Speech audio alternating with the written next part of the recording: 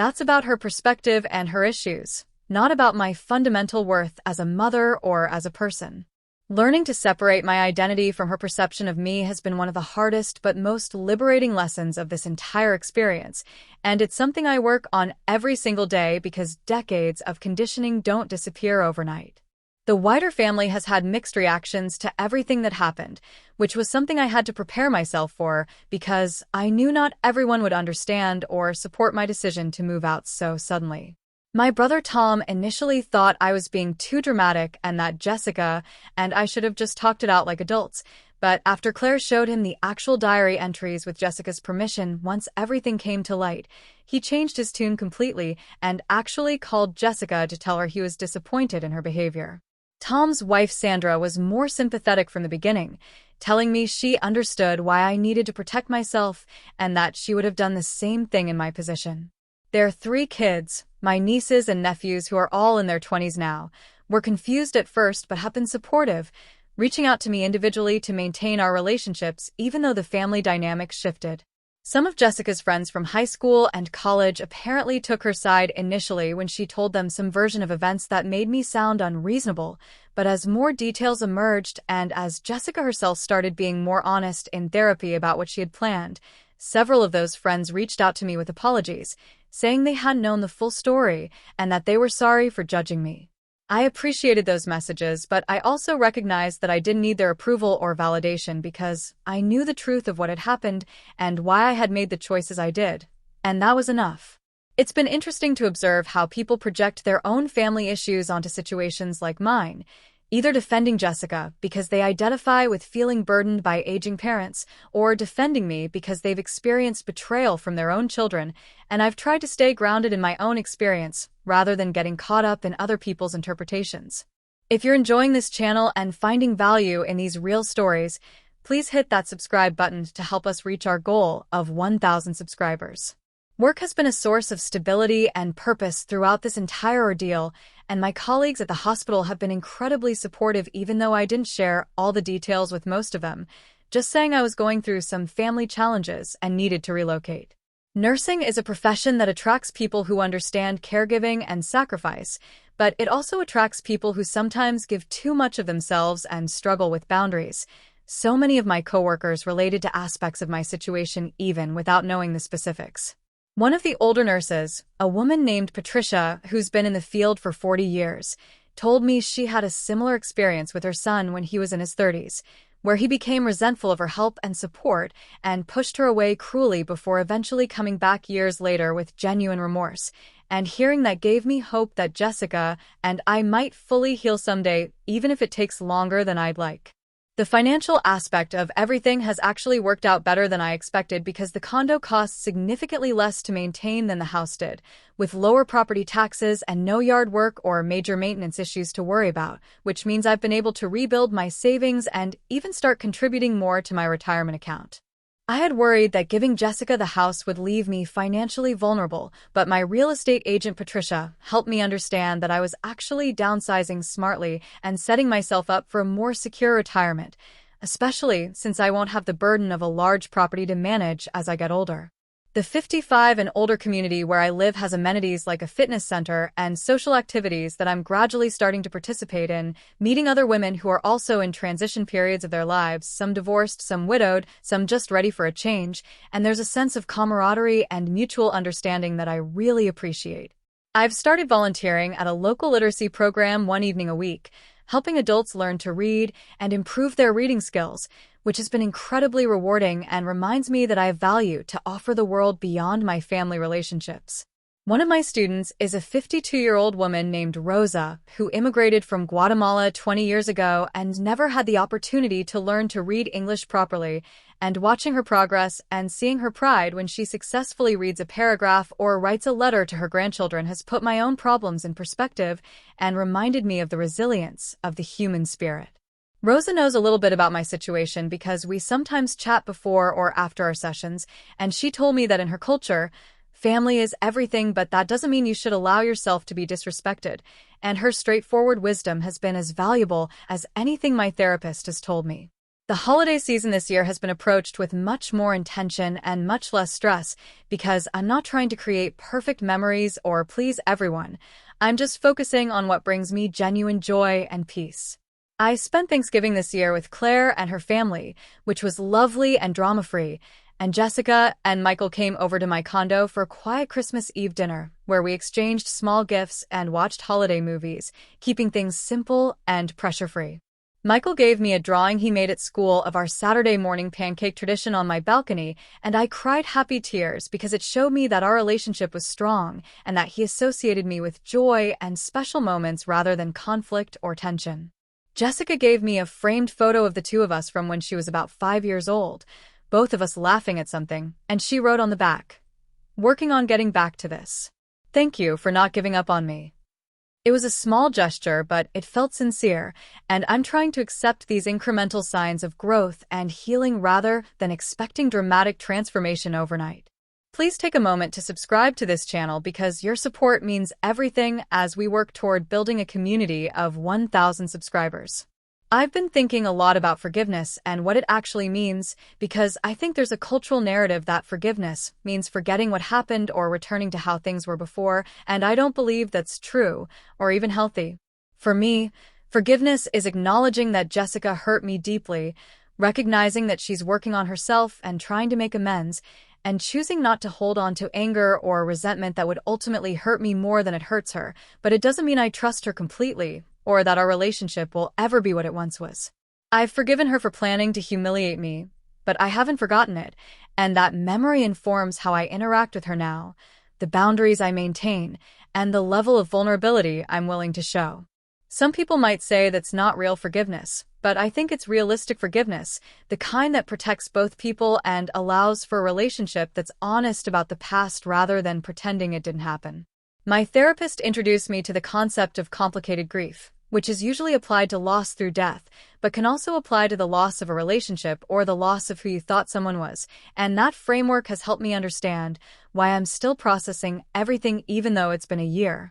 I'm grieving the mother-daughter relationship I thought I had, grieving the daughter I thought I raised, grieving the future I had imagined where we would grow closer as she got older, and eventually I would be a beloved grandmother helping with her future children.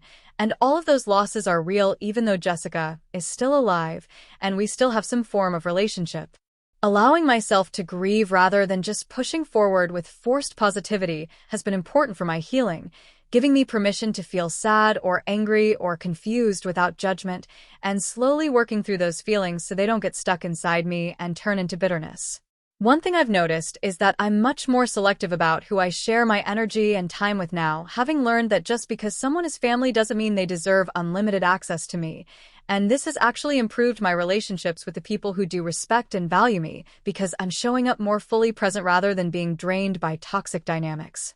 I've also become more aware of patterns in my own behavior, recognizing that I have a tendency to overfunction for other people, jumping in to solve their problems or manage their emotions before they even ask for help, and that this pattern, while coming from a good place, actually robs people of the opportunity to develop their own resilience and problem-solving skills.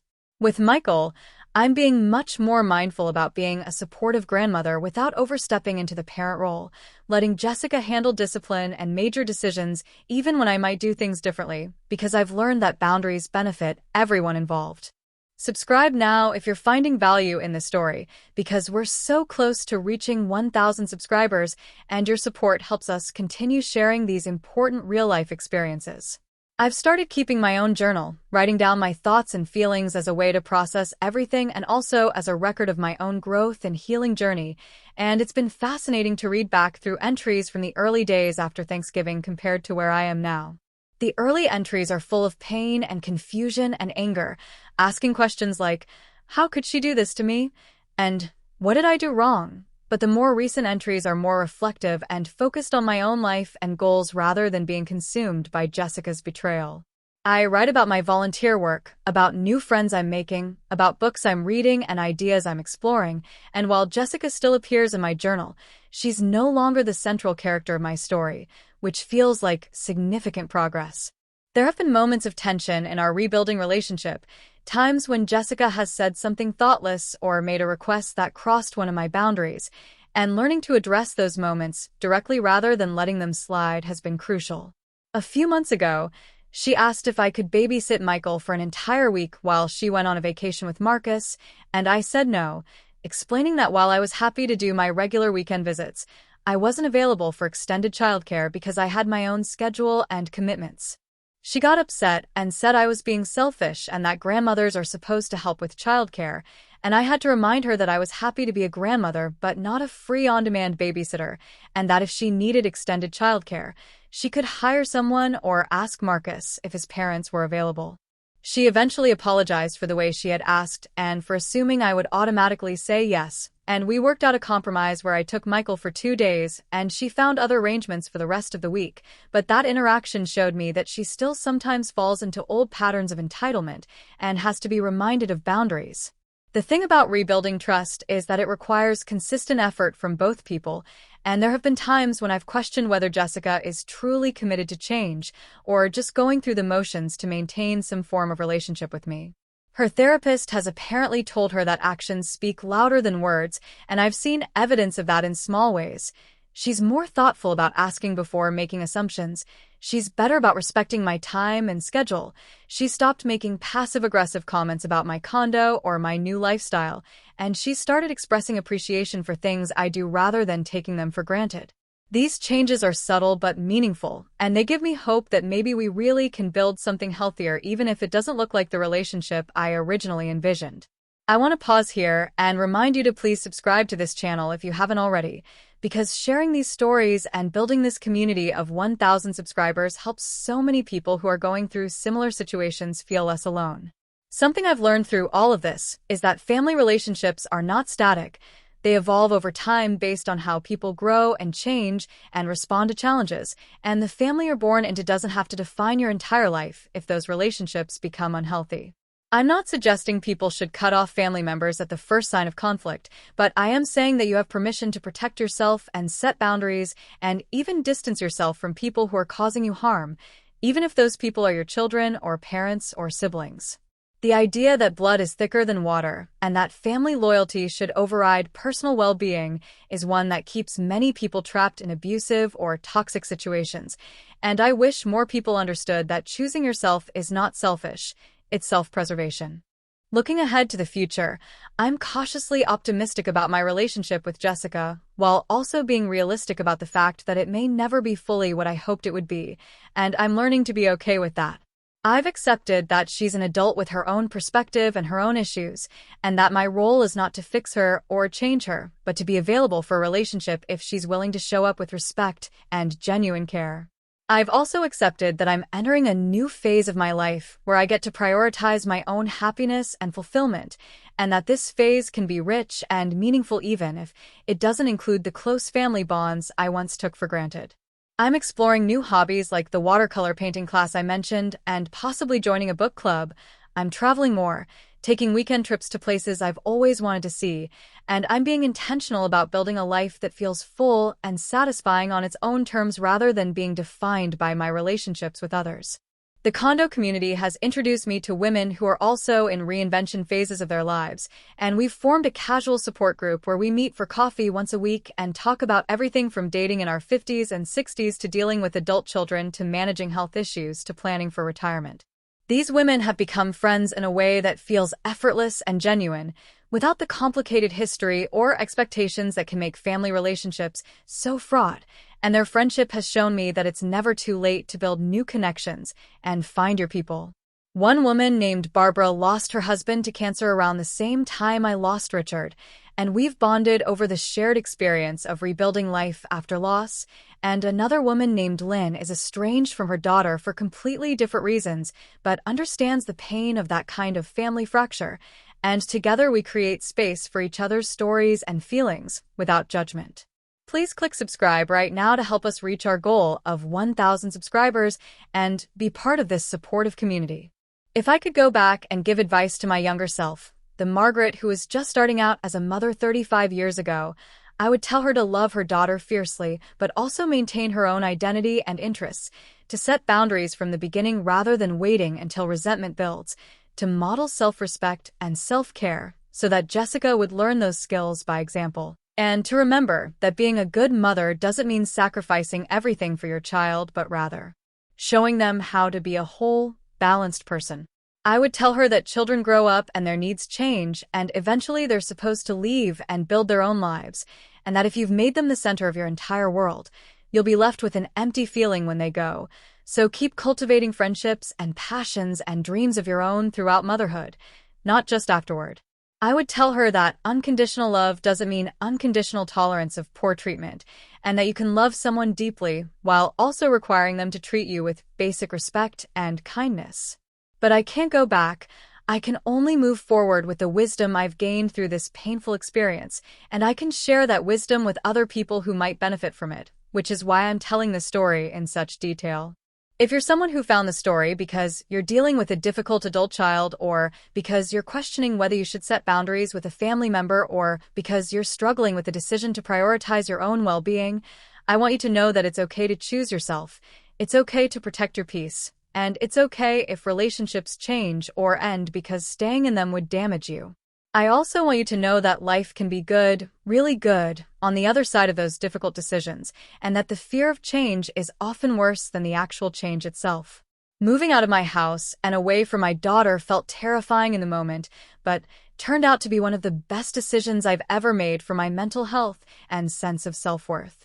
The journey of the past year has taught me that I'm stronger and more resilient than I gave myself credit for, that I can handle difficult situations and make hard choices and survive the emotional fallout, and that I don't need anyone's permission or approval to live my life in a way that honors my own needs and values. These lessons have changed how I show up in all my relationships, not just with Jessica but with everyone, because I now understand that I teach people how to treat me by what I accept, and I've decided to accept only respect, honesty, and genuine care.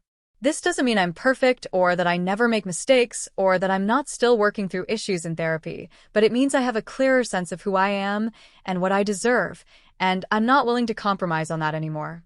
The cost of standing up for myself was high, involving pain and loss and the destruction of illusions I had held about my family, but the alternative, which was allowing myself to be publicly humiliated and then kicked out of my own house, would have cost me my self-respect and possibly my ability to ever trust anyone again. Make sure you're subscribed to this channel because we're building something special here, and your subscription helps us reach more people who need to hear these stories. As we approach another Thanksgiving, I'm thinking about how different this year will be compared to last year, and I'm feeling grateful in ways I couldn't have imagined back then. I'm grateful for the pain that woke me up to reality, for the diary that showed me the truth, for the sister who supported me unconditionally, for the therapist who helped me process everything, for the new friends who accepted me without judgment, for the condo that gave me a fresh start, for the grandson who still loves me purely and simply, and even for the daughter who hurt me, because that hurt became the catalyst for profound personal growth. I'm grateful that I'm still here, still standing, still open to life and love and possibility, and I'm grateful that I didn't let betrayal turn me bitter or closed off, but instead used it as an opportunity to become more authentic and more aligned with my true self. The relationship between mothers and daughters is supposed to be one of life's most precious bonds, but sometimes it becomes complicated by unspoken expectations, unresolved resentments, and the collision of two people's needs and perspectives, and when that happens, it takes tremendous courage and honesty from both people to find a way forward. Jessica and I are still working on that, still navigating the space between who we were to each other and who we might become, and I don't know what the final outcome will be, but I know that whatever happens, I'll be okay because I've learned how to be okay on my own, how to find joy and meaning in my life independent of anyone else's approval or presence. That's the real gift of this entire difficult experience, the discovery that I am enough, just as I am, and that my worth doesn't depend on being needed or being a perfect mother or sacrificing myself for others, but simply on being a human being who deserves love and respect, including for myself. So if you're listening to this story and seeing yourself in my situation or in Jessica's situation or somewhere in between, I hope you'll take away the message that relationships require work and honesty and mutual respect, that people can hurt each other terribly even when they love each other, and that healing is possible, but it requires accountability and consistent changed behavior, not just apologies. I hope you'll also take away the message that it's never too late to start over, to create a life that reflects your values and brings you peace, and to surround yourself with people who genuinely care about your well-being. The path forward from betrayal is not easy or straightforward. It involves setbacks and doubts and moments when you question everything, but it's worth walking because on the other side is a version of yourself that's stronger and wiser and more authentic than you ever thought possible. Thank you for listening to my story. Thank you for being part of this community.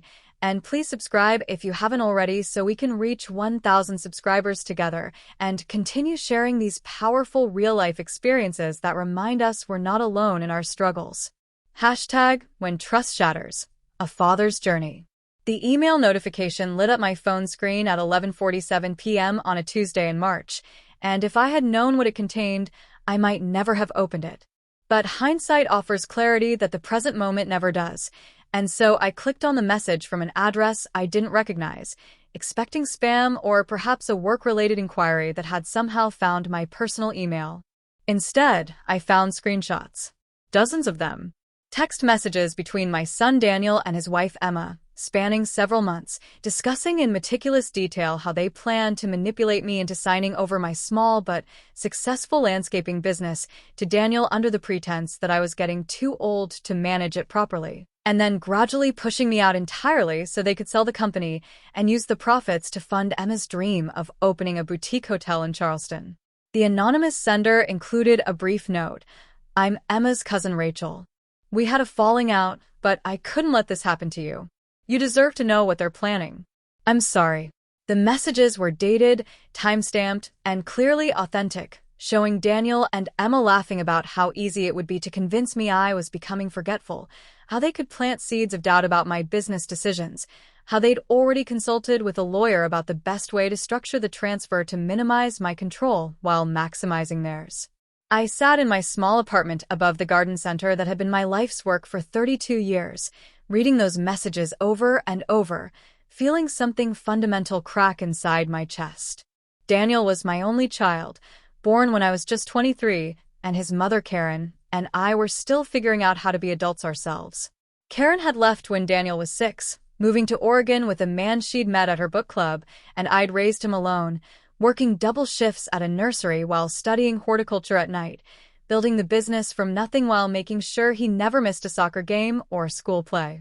I had given Daniel a job at the company when he was 16, taught him everything I knew about plants and soil and customer service and business management, promoted him to operations manager 3 years ago when he was 28 and seemed ready for more responsibility. I'd trusted him completely, proud of the man I thought he'd become, excited about the possibility of one day handing over the business I'd built and watching him take it to new heights. The text messages showed me how foolish that trust had been, revealing a son I didn't recognize, someone capable of calculated deception and casual cruelty toward the father who had sacrificed everything for him. One message in particular kept replaying in my mind, sent from Daniel to Emma just 2 weeks earlier. Dad's so desperate to believe we care about him and the business that he'll sign anything we put in front of him. He's lonely and pathetic, and he'll do whatever it takes to feel needed. This is going to be easier than taking candy from a baby. The words hit harder than any physical blow could have, not just because of their cruelty, but because they contained a grain of truth that I couldn't deny. I was lonely, living in this small apartment surrounded by plants instead of people, and I had been desperately happy when Daniel started showing more interest in the business and spending more time with me. I didn't sleep that night, and by morning I had made several decisions that would change everything. First, I contacted my own lawyer, a woman named Sharon Chun who had helped me with business contracts over the years, and forwarded her all the screenshots, asking her to review them and advise me on how to protect myself and my business. Second, I called my brother Vincent, who lived 2 hours away in Raleigh and who I'd kept at arm's length for years because he'd never liked Daniel and I'd resented his criticism of my son, and I told him everything. Third, I started documenting everything related to the business, every conversation with Daniel, every decision, every financial transaction, creating a paper trail that would protect me if things got ugly. Sharon called me back within 3 hours, her voice tight with concern, telling me the messages were legally significant and that I needed to be very careful about how I proceeded, because depending on what Daniel had already done or planned to do, this could potentially be a criminal matter involving fraud or elder abuse. I was 55 years old, hardly elderly, but the law considers financial exploitation of anyone over 50 to be a serious offense, and Sharon wanted to make sure I understood the gravity of what my son had been planning. She advised me not to confront Daniel directly yet, to first secure all my business documents and accounts, to change passwords and add additional authorization requirements for any major business decisions, and to consider what outcome I actually wanted from this situation. That last question kept me up for another sleepless night. What did I want? Did I want Daniel prosecuted, potentially facing criminal charges that could ruin his life? Did I want to cut him out of my life entirely, losing my only child and any chance of a relationship with future grandchildren?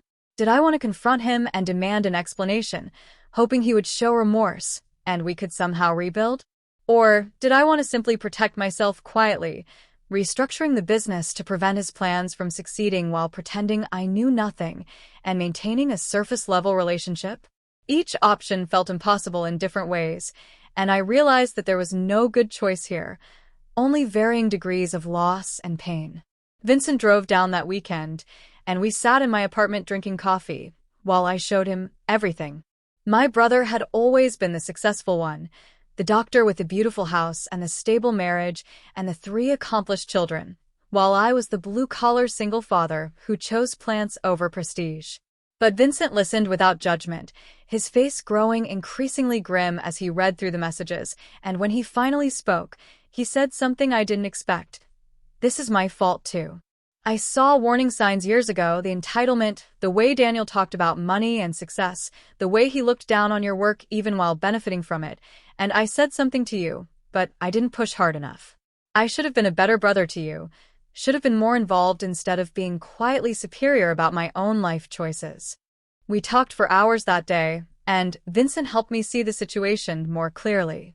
He pointed out that Daniel's behavior didn't develop overnight, that the seeds of this betrayal had been planted years ago in small moments of disrespect and entitlement that I'd overlooked or excused because I was desperate for us to have a good relationship. He reminded me that protecting myself wasn't the same as punishing Daniel, and that whatever consequences resulted from this situation were ones that Daniel had created through his own choices. He also told me something that hit hard. "You're not responsible for fixing this or for making Daniel into someone he's not. You gave him every opportunity, every advantage, every bit of love and support a father could give. If he chose to respond to that with manipulation and cruelty, that's on him, not on you." The following Monday, I implemented Sharon's security recommendations, changing all the passwords on our business accounts, adding myself as the sole authorized signer on any contracts or financial transactions over $1,000, and quietly meeting with our accountant to review everything and make sure Daniel hadn't already started siphoning money or manipulating accounts. Everything checked out financially, which was both a relief and somehow disappointing because part of me had hoped to find evidence that this was all a misunderstanding, that the text messages didn't reflect his real intentions. But the accountant, a meticulous man named Roger, who'd been doing our books for 15 years, confirmed that Daniel had been asking questions lately about business valuation and asset transfer, questions that now took on a sinister significance. I decided to test Daniel before confronting him directly, to see if he would be honest with me if given the opportunity. During our weekly operations meeting that Wednesday, I casually mentioned that I'd been thinking about the future of the business and wanted to have a serious conversation about succession planning. Daniel's eyes lit up immediately, and he launched into what was clearly a prepared speech about how he'd been thinking about the same thing, how he was ready to take on more responsibility, how he'd even consulted with some business advisors about the best way to structure a transition. He was smooth and convincing, expressing concern about my workload and stress levels, suggesting that I deserved to enjoy my later years without the burden of daily management, painting a picture of a gradual transition where I'd maintain an advisory role while he took over operations. It was a masterful performance, and if I hadn't seen those text messages, I might have been completely taken in by his apparent concern and thoughtfulness. Instead, I sat there watching my son lie to my face with practiced ease, and I felt whatever remaining hope I'd been holding on to die quietly inside me. This wasn't a good person who had made a mistake or been led astray by a manipulative spouse. This was someone who had carefully planned to deceive and exploit me, who felt no apparent guilt or hesitation about it, who could look me in the eye and pretend to care while plotting to take everything I'd built. I told Daniel I needed time to think about his suggestions, that succession planning was a big decision, and I wanted to make sure we did it right, and I saw the flash of frustration cross his face before he smoothed it into understanding. After he left my office, I sat there for a long time, staring at the framed photos on my wall. Daniel as a little boy helping me plant tomatoes, Daniel at his high school graduation, Daniel at his wedding 3 years ago with his arm around me and a smile that had seemed genuine. I wondered when I had lost him. At what point the child who used to fall asleep on my shoulder after soccer practice had turned into someone who could plan to betray me so completely. The confrontation happened 2 days later, on a Friday afternoon when I knew the rest of the staff had left for the weekend. I called Daniel into my office, and without preamble, I pulled out printed copies of the text messages and laid them on the desk between us. I watched the color drain from his face as he recognized what he was seeing, watched him try to formulate a response, watched several different strategies play across his features before he settled on anger and deflection. "Where did you get these?" "This is private communication." Who sent this to you? "This is out of context, Dad. You don't understand what you're reading." His voice was rising, defensive and aggressive, and I realized he was more upset about being caught than about what he'd actually done. There was no immediate apology, no shame or remorse in his expression, just anger at having his plans exposed. I let him talk himself out, let him cycle through denial and blame and justification, and then I spoke quietly, more calmly than I felt. "I understand exactly what I'm reading, Daniel. You and Emma planned to manipulate me into signing over my business so you could sell it and fund your own dreams. You called me lonely and pathetic. You laughed about how easy it would be to deceive me. And you felt no guilt about any of it because you've convinced yourself that you somehow deserve what I've built, that my years of work and sacrifice exist solely for your benefit." I kept my voice level, refused to match his anger with my own, because I wanted him to really hear what I was saying without being able to dismiss it as an overreaction. Daniel's face went through several transformations during my speech, and I could see him trying to calculate his next move, trying to figure out what approach might salvage the situation. Finally, he tried remorse, his expression shifting into something that might have been convincing if I hadn't just watched him cycle through 3 other emotional strategies. "Dad, I'm sorry. You're right. Those messages were horrible, and I don't know what I was thinking. Emma has been putting so much pressure on me about money and her business dreams, and I got caught up in something I shouldn't have even considered. But I never would have actually gone through with it, I swear. It was just talk, just venting frustration, and I'm so sorry you had to see it." The apology might have worked if it had come immediately, if it had been his first response instead of his fourth, and if it had shown any real understanding of what he'd actually done wrong. Instead, it felt calculated and hollow, another manipulation attempt dressed up as contrition, and I realized that I couldn't believe anything he said anymore. Trust, once broken this completely, doesn't repair itself with words, and I'd learned enough about patterns of behavior to know that people don't usually change without significant consequences and serious self-reflection, neither of which seemed to be happening here. I told Daniel that he was fired, effective immediately, and that I wanted him to clean out his desk and leave his keys and company credit card on my desk before he left. I told him that I was having Sharon draw up new business documents that would protect the company from any claims he might try to make in the future, and that I was removing him as a beneficiary from my will until, and unless he could demonstrate genuine change over a sustained period of time. I told him that I was heartbroken and disappointed beyond words, but that I couldn't allow him to destroy what I'd built just because he felt entitled to it.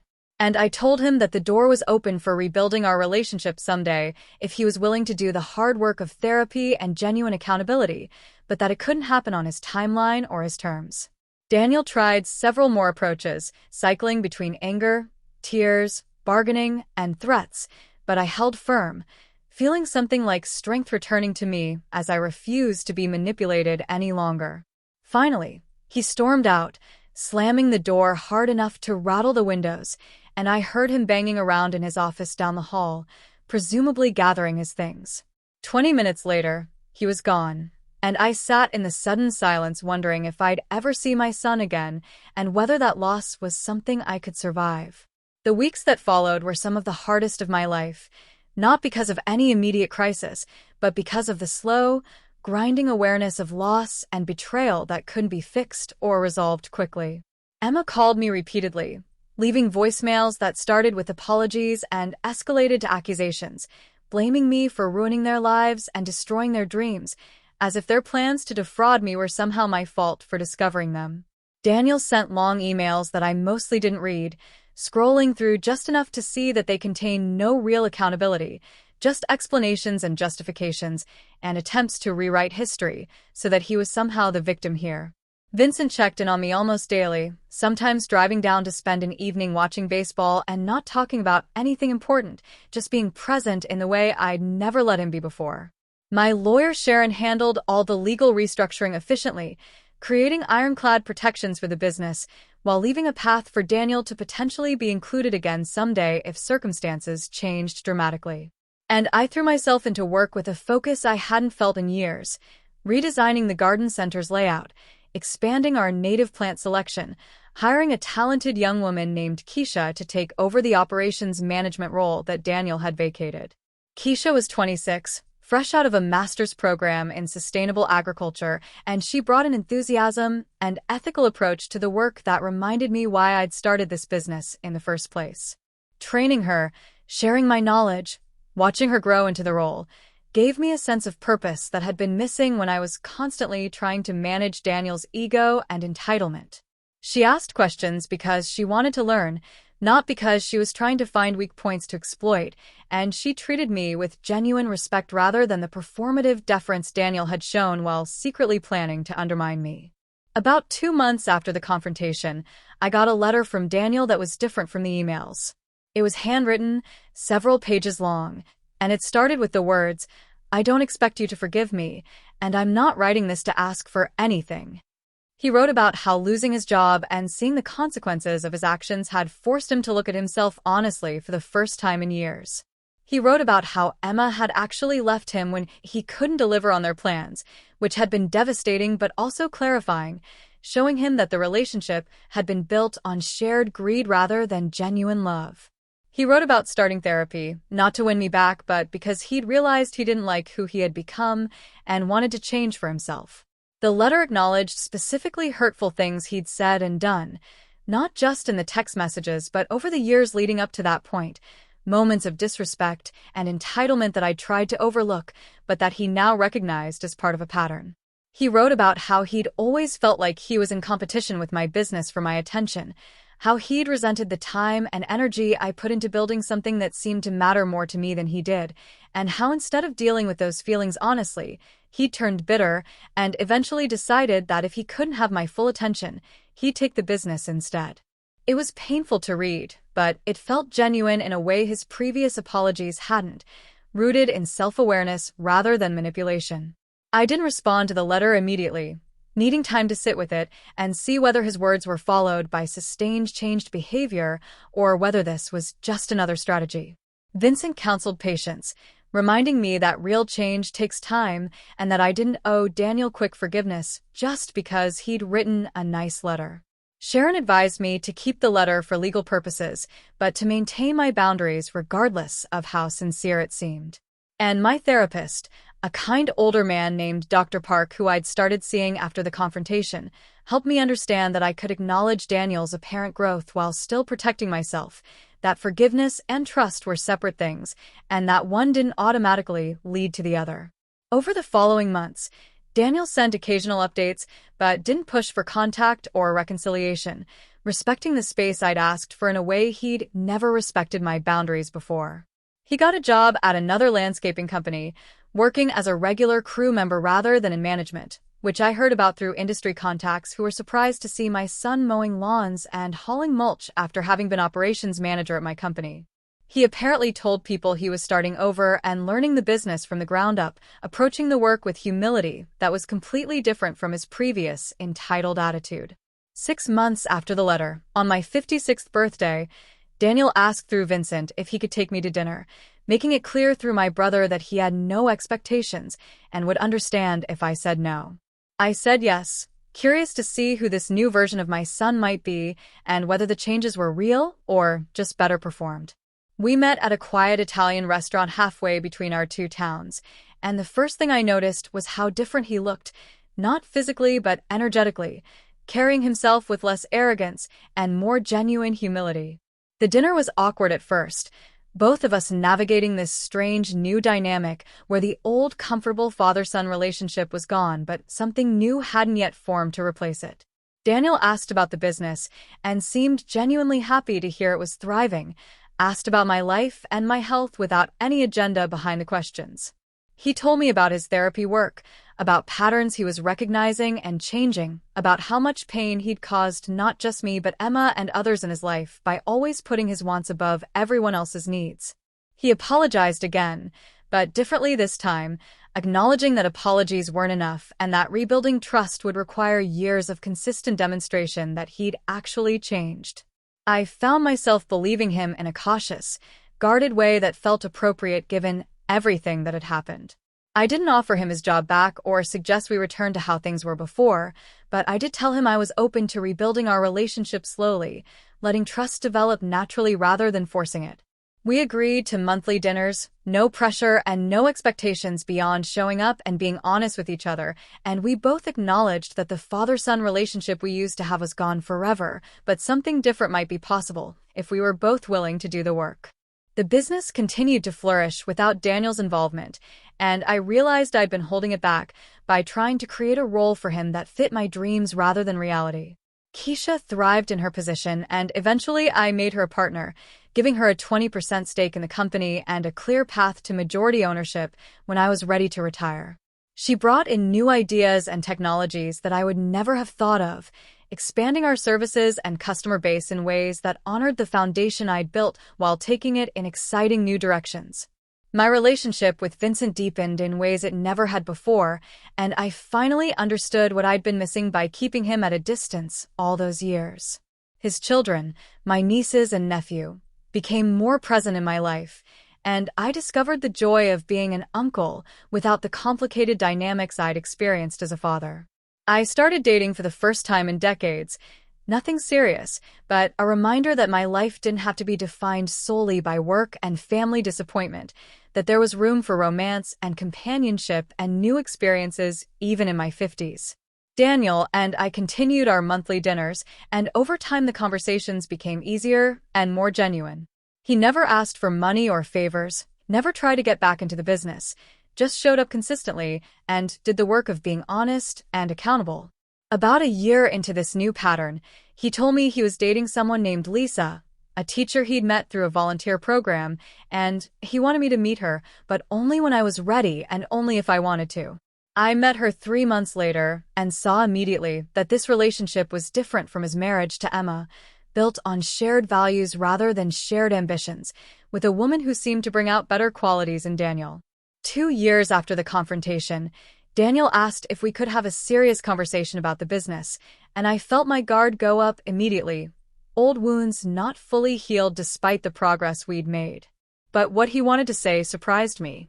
He told me he'd been thinking about those text messages and his plans to take over the company, and he'd realized that part of what drove that wasn't just greed, but a deep insecurity about his own worth, a feeling that he could never build something as successful as I had, and so the only way to achieve anything was to take what I'd created. He said therapy had helped him see that pattern and challenge it, and he wanted me to know he was working on building his own life and his own achievements rather than trying to claim mine. He told me he'd started a small landscaping business of his own, specializing in native plant gardens and sustainable design, and that it was modest but growing and that he was proud of it in a way he'd never been proud of his position in my company, because this was something he was building from his own effort and vision. He said he wasn't in competition with me anymore, wasn't trying to prove anything or win anything, just trying to do work that mattered and build a life he could be proud of. And he thanked me for giving him space to figure that out, for not enabling his entitled behavior by letting him back into the business before he'd done the work to deserve it. I felt something shift in that conversation, a recognition that maybe my son really had changed, that the person sitting across from me was capable of growth and self-awareness and genuine remorse. We didn't suddenly return to a close father-son relationship, but we built something new, something more honest and boundaried than what we'd had before. I visited his small operation and offered advice when he asked for it, not trying to control or manage, but supporting him in building his own thing his own way. And slowly, cautiously, I allowed myself to feel proud of him again, not for being what I wanted him to be, but for doing the hard work of becoming better than he was. The story doesn't have a neat happy ending, because real life rarely does. Daniel and I have a relationship now that's cordial and sometimes warm, but it's not the close bond one once imagined we'd have, and I've made peace with that. Trust was broken too severely to ever be fully restored, and there's always a part of me that remembers those text messages and remains vigilant, protecting myself in ways I never had to when he was younger. But we can have dinner together without tension, we can celebrate holidays without drama, and we can be part of each other's lives in a way that feels authentic rather than forced. I learned through this experience that loving someone doesn't mean accepting their mistreatment, that being a parent doesn't require sacrificing your own well-being, and that sometimes the greatest gift you can give someone is allowing them to experience the consequences of their actions rather than protecting them from reality. I learned that I'm stronger than I thought, capable of making hard decisions and surviving devastating betrayals and rebuilding a life that feels whole even when it doesn't include the relationships I once took for granted. And I learned that it's never too late to start over, to set boundaries, to choose yourself, and to build something new from the ruins of what was lost. The business continues to thrive. Keisha is an excellent partner, and I'm starting to think seriously about retirement and what I want my life to look like in my 60s and beyond. Vincent and I are planning a trip to Costa Rica next year to visit Cloud Forest Gardens and spend time together away from all our regular responsibilities. And Daniel is building his own life, his own business, his own identity separate from being my son, which is exactly what he needed to do, and what I should have encouraged years ago instead of trying to keep him close by offering him a role in my company. If I could offer advice to other parents dealing with adult children who betray their trust, I would say this: protect yourself first, grieve the relationship you thought you had, and understand that you can't fix or change another person no matter how much you love them. Set clear boundaries and enforce consequences, not as punishment but as protection and as a way of teaching that actions have outcomes. Leave the door open for reconciliation if the other person is willing to do genuine work on themselves, but don't accept performative apologies or quick fixes because real change takes time and sustained effort. And remember that your worth isn't determined by whether your children turn out the way you hoped, that you can be a good parent and still have children who make terrible choices, and that you deserve to build a life that brings you joy and fulfillment regardless of what anyone else in your family does or doesn't do. The landscaping business that I built from nothing, that I protected from betrayal, that I'm now sharing with a partner who values it and me, represents something larger than just commercial success. It represents the possibility of creating something meaningful through hard work and dedication, the importance of protecting what you build from those who would exploit it, and the reality that sometimes the people we trust most are capable of hurting us most deeply. But it also represents resilience and recovery, the ability to survive betrayal and come out stronger on the other side, and the knowledge that endings can also be beginnings if we're brave enough to embrace change rather than clinging to what no longer serves us. My relationship with Daniel will never be what it was, and that's both a loss and an acceptance of reality. But perhaps what we have now is more honest and more sustainable than what we had before, built on mutual respect rather than my unconditional sacrifice and his entitled expectations. Time will tell whether we continue to grow closer or whether we plateau at this cordial distance, but either way, I know I'll be okay because I've learned the most important lesson of all. I can survive without anyone's validation or presence, I can build a good life on my own terms, and I can love people while also protecting myself from them, holding both truths simultaneously without contradiction. The sun sets over my garden center these days with a different feeling than it used to, less weighted with expectation and more peaceful with acceptance. The plants grow according to their own nature, responding to care but ultimately following their own genetic programming, And perhaps children are the same way, shaped by their parents but ultimately responsible for their own choices and their own character. I did my best with the knowledge and resources I had, and that has to be enough, because the alternative is spending the rest of my life in regret and second-guessing, and I've decided my remaining years deserve better than that. This is my story of betrayal and recovery, of loss and resilience, of learning to protect myself while remaining open to possibility. It's not finished because I'm still living it, still navigating the complexities of an imperfect relationship with an imperfect son in an imperfect world. But I'm doing it with eyes open and boundaries intact, with self-respect and hard-won wisdom, and with a life that belongs fully to me rather than being defined by my relationships with others. And that, I've discovered, is more than enough.